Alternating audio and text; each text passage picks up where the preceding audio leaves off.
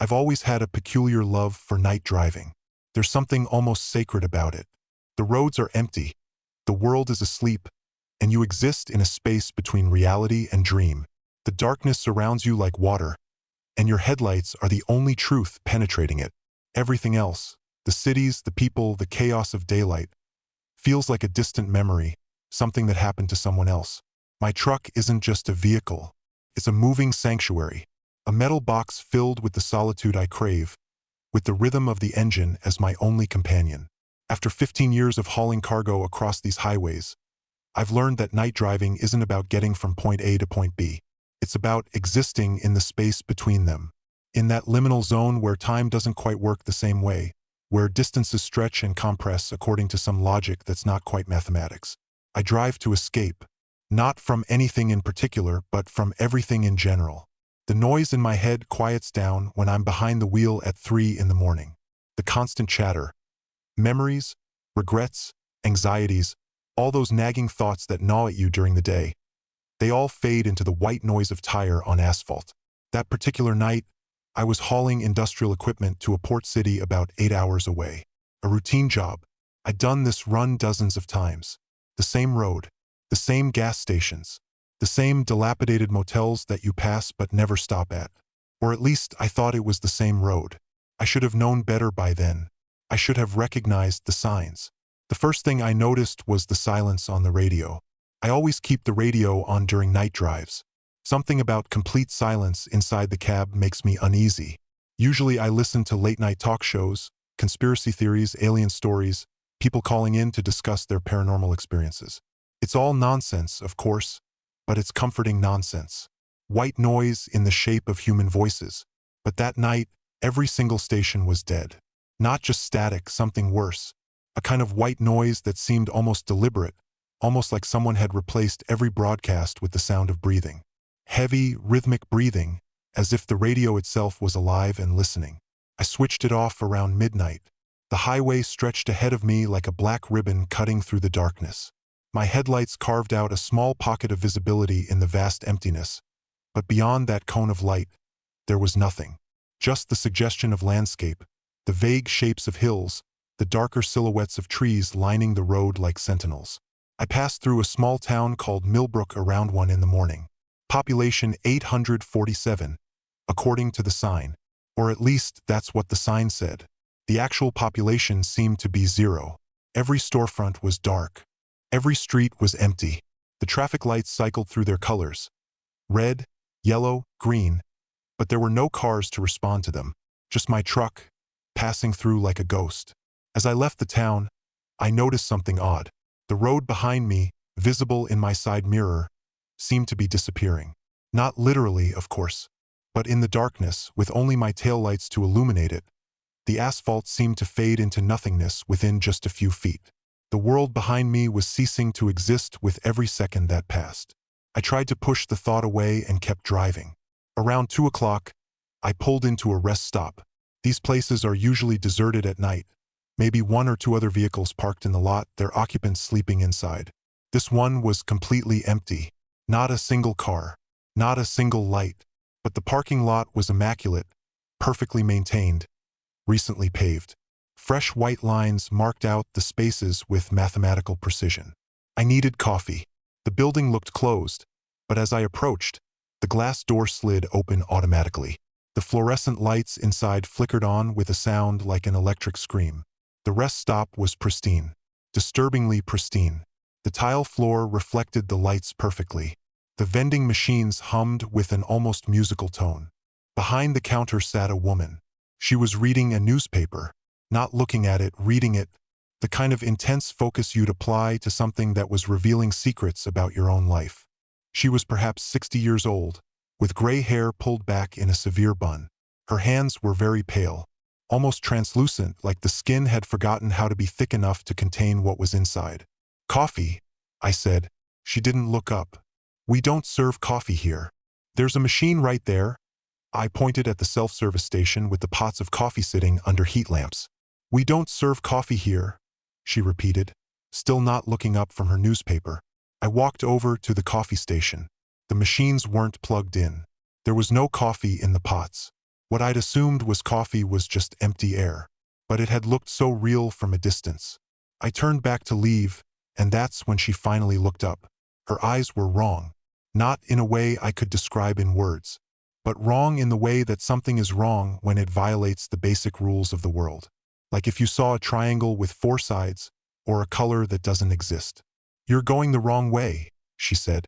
"I'm going north," I replied. "That's the way the highway goes." "No," she said quietly. "You're going the wrong direction. You left a long time ago. You're coming back. You don't remember, but you're coming back." I didn't respond. I just walked out of that rest stop and back to my truck. I didn't run. I didn't panic. I simply left, the way you leave any place where someone has said something that doesn't make sense. But as I drove away, I couldn't stop thinking about her words. "You're coming back." As if I'd been here before. As if I was retracing steps that I'd forgotten I'd taken. The road kept going. Mile after mile of it. The landscape never changed. Same trees, same hills, same curve of the asphalt leading into the darkness. It was like I wasn't moving at all. Like the world was scrolling past me on some infinite loop. I checked my GPS. According to the device, I was still on track. According to the time, it was 3 in the morning. I checked my fuel gauge. 3/4 full.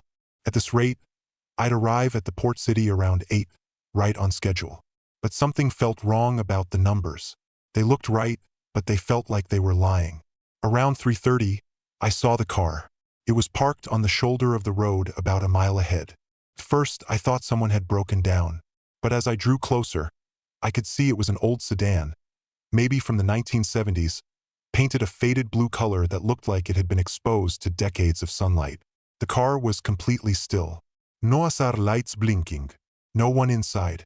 I slowed down as I passed it. The windows were covered in a thick layer of dust. Through the windshield, I could make out the shape of a dashboard, a steering wheel, but no people.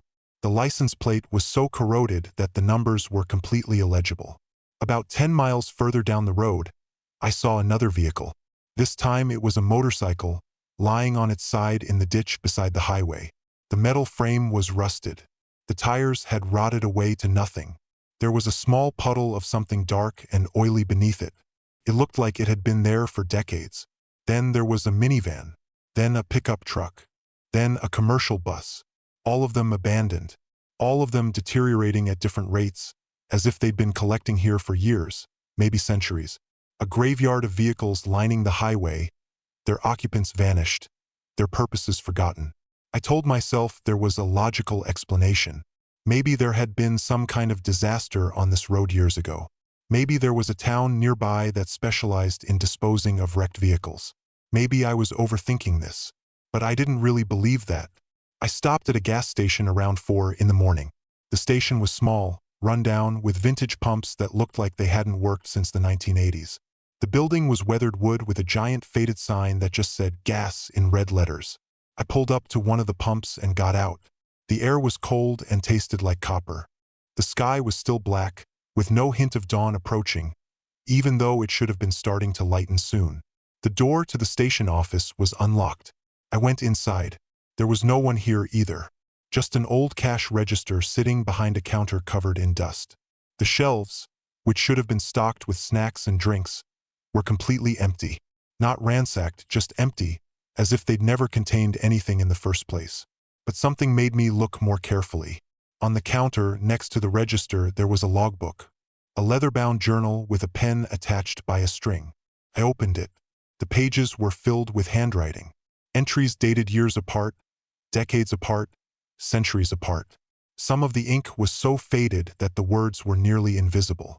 Some of it was fresh, written in what looked like permanent marker, dark and harsh. I read a few entries. August 1987. Got off at the wrong exit. Can't find my way back. The road keeps looping. November 1963. Stopped for gas. The attendant said I was here before. He showed me my name in the logbook. My handwriting. But I've never been here. March 2001. I think I'm starting to understand. The road isn't a road anymore. It's something else. Something that wears the skin of a road so we don't realize what's underneath. June 1924.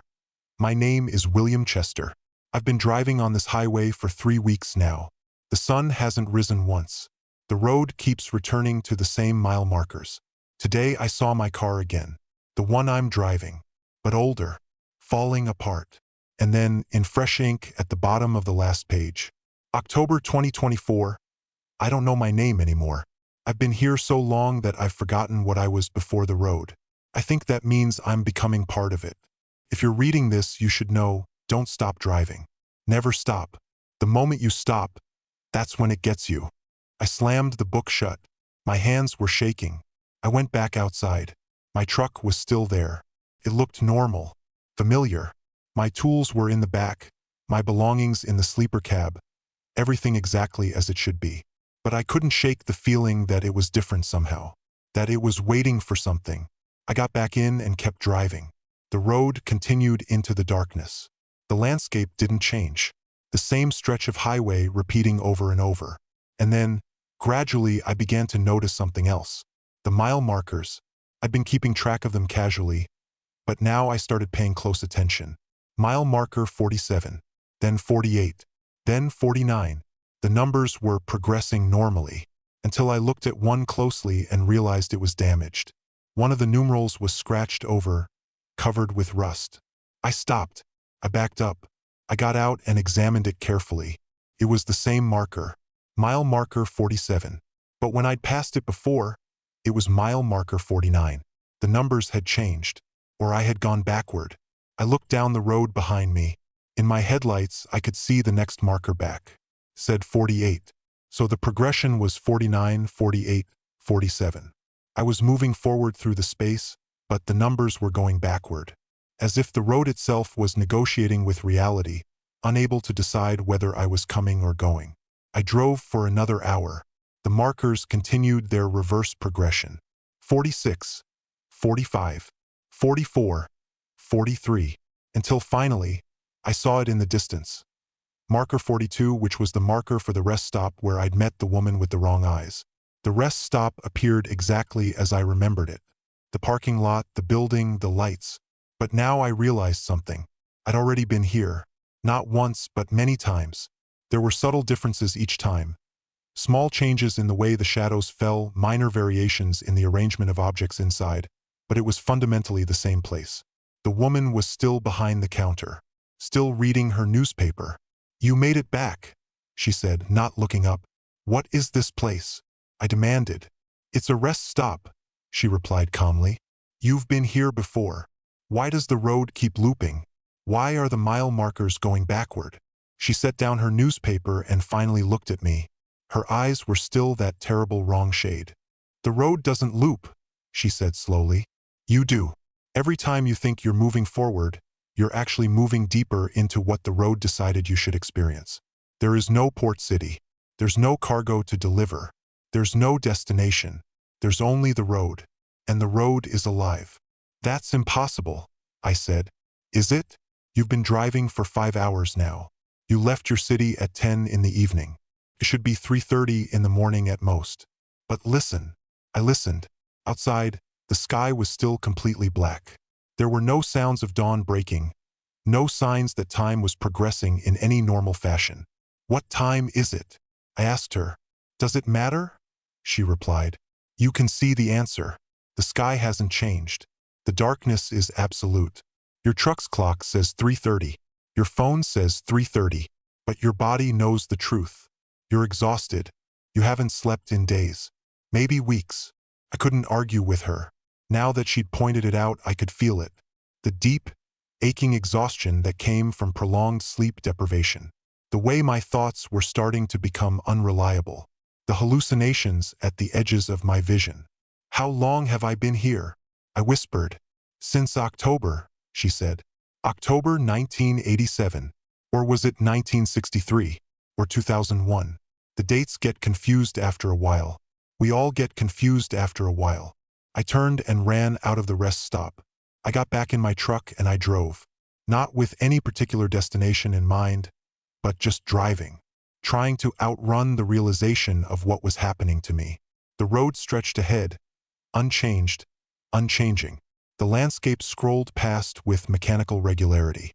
The mile markers ticked down. 41, 40, 39, 38. And then, as I was rounding a curve, I saw something that made me brake hard. A truck. My truck. The exact same model and color as the one I was driving. Parked on the shoulder of the road about 100 yards ahead. I stopped. I turned off my engine. I got out and walked toward it. As I got closer, I could see that the truck was old, weathered, abandoned. The paint was faded and cracked. The tires were flat. The windows were dark with years of accumulated grime. But inside the cab, I could see a skeleton, or what had been a person. Long dried out, mummified by time and the dry air inside the truck. The skeleton was sitting in the driver's seat, hands still on the wheel, as if the person had died in the act of driving. I looked at the license plate. My hands were trembling as I compared it to my own truck. It was the same number, same state, same everything. I backed away slowly. Then I ran. Back to my truck. Key in the ignition. Engine roaring to life. I didn't think about what I'd seen. I didn't allow my mind to process it. I just drove. The road went on and on. Mile markers continued their countdown. 37, 36, 35, 34, 33. And then I realized something had changed. The vehicles lining the road, the abandoned cars and buses and motorcycles, they were getting newer. The colors were less faded. The rust was less pronounced. The degradation was less advanced. As if I was traveling backward through time, watching vehicles revert to their abandoned state moment by moment. And then I saw it. A pickup truck on the shoulder. It looked relatively recent, clean enough to suggest it hadn't been sitting here for decades. And inside there was a person, a man, slumped over the wheel. I knew I should keep driving, but something compelled me to stop. I approached the truck and looked through the window.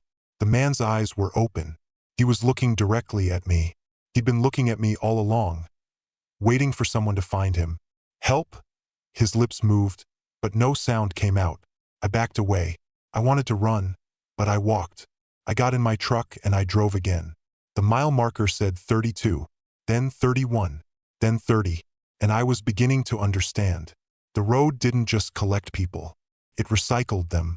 It trapped them in their vehicles and displayed them for other drivers to find. It was a museum of isolation, a gallery of the doomed. My truck's dashboard started to flicker. The speedometer spun wildly. The fuel gauge dropped suddenly to empty. The temperature gauge climbed into the red zone. All of it was wrong. None of it was real. But the truck responded to it. The engine began to cough and sputter. I coasted for a mile. Then another. The engine died with a final, horrible grinding sound. I was sitting in complete silence, my truck slowly rolling to a stop on the shoulder of the road. The headlights died. The dash lights died. Everything went dark except for the stars above. Thousands of them. More stars than I'd ever seen, filling the sky in a spray of white that looked almost hostile.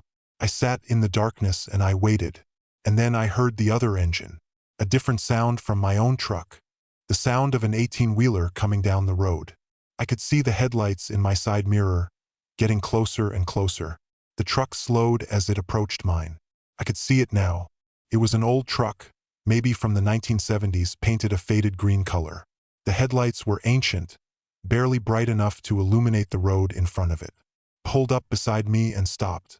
The driver's side window rolled down. Inside, I could make out a figure. A man. He was looking at me with an expression of profound sadness. "You broke down," he said. His voice was hollow, like it was coming from very far away. "Yes," I replied. "Do you want a ride?" I knew I should say no. Every instinct told me to refuse. But I was afraid. Afraid of sitting alone on this road any longer. Afraid of what the darkness might bring. "Yes," I said. "I want a ride." He reached over and opened the passenger door. Creaked with age. I got out of my truck and climbed into his. The interior smelled like old leather and rust. The seats were cracked and stained. Through the windshield, I could see the road stretching ahead into infinite darkness. "Where are you going?"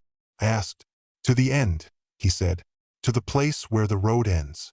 "Where is that?" "You'll see. Everyone sees it eventually." We drove through the night. The other driver didn't speak. He just gripped the wheel and stared straight ahead. I tried to look at the mile markers, but they were going forward again. increasing instead of decreasing. 40, 41, 42, 43. After what might have been hours or might have been minutes, time had become meaningless. I saw a light in the distance. Not a town, not civilization, but a single point of light growing larger as we approached. As we got closer, I realized it was a barrier. A gate made of metal, stretching across the road. Beyond it, the asphalt simply ended. There was nothing past the gate, just empty space. A void. The truck pulled up to the gate and stopped. The other driver turned to look at me. His face was hollow, gaunt, like a skull covered with thin parchment skin. "This is as far as I can take you," he said. "The rest is up to you." "What do I do?" I asked. "You get out," he said. "You walk through the gate, and then you see what the road becomes when no one is driving on it." I opened the door and stepped down onto the asphalt. As soon as my feet touched the ground, the truck began to move. It pulled away from the gate without waiting for me to get fully clear. I watched it disappear into the darkness behind me. Then I turned toward the gate. I walked through it, and that's when I understood. The gate wasn't the end of the road. The gate was the beginning, because on the other side, where I expected to see nothing, I saw instead an infinite parking lot. Stretching out in every direction, as far as I could see, were vehicles. Hundreds of them, maybe thousands, all parked in perfect rows, all completely silent. I walked between the rows. Each vehicle was occupied. I could see figures sitting in driver's seats, standing beside their cars, lying on hoods, all of them frozen, all of them waiting. I kept walking until I came to an empty space, parking spot with nothing in it. And I understood with absolute certainty. That space was for me. I walked back to the end of the road. I walked back to the truck I'd abandoned earlier. It started without hesitation. The engine roared to life. The headlights came on bright and clear. The fuel gauge showed full. And I drove, back the way I came, through the darkness, past the mile markers that now counted upward, now counted downward, now showed numbers that didn't exist in any language. Past the rest stop where the woman sat reading her newspaper, past the abandoned vehicles, past the sleeping towns. I don't know how long the drive took. Time had stopped being a meaningful concept. But eventually I saw it. The parking lot, the gate, the infinite rows of vehicles. I pulled into an empty space and turned off the engine. I'm sitting here now. The engine is off. The headlights are off. I can see the car parked next to me. It's that old sedan from 1987. I can see through its windows to the skeleton behind the wheel. I think I understand now. We're all here. We've always been here. Every person who drove this road. Every person who got lost in the darkness. We're all collecting here, becoming part of the road's collection. There are new arrivals all the time. I can see headlights in the distance, approaching through the void. More trucks, more cars, more people who thought they were just taking a simple drive home. The road doesn't end. It just changes what it collects. And now I'm part of what it collects. I don't know if I'm dead. I don't know if I ever was alive. I only know the road. And the road knows me. If you're reading this, if you're someone who found this message somehow, don't drive at night on Route 42. Don't take the highway after sunset. Don't accept rides from strangers who know your route too well. Because once you enter the road, you don't leave. You just park and wait for the others to arrive. You become another vehicle in the infinite collection. Another spirit trapped in metal and glass. The road is waiting. It's always waiting. So very patient. And soon, it will be waiting for you.